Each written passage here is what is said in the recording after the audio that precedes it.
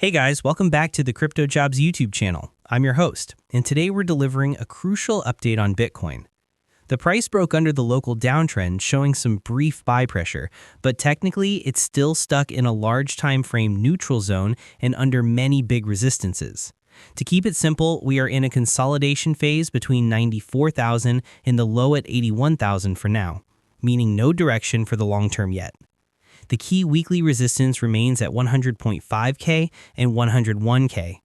Now, the good news is that if bulls manage to hold and consolidate above 79,000, seeing a new all-time high remains possible because of the monthly bull trend and momentum.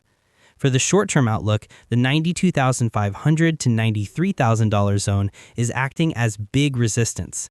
A clean push above this could lead to a pump toward 96K plus, but I expect to see many more days of sideways phases and possible rejection to revisit lower levels such as $84,000 to $85,000.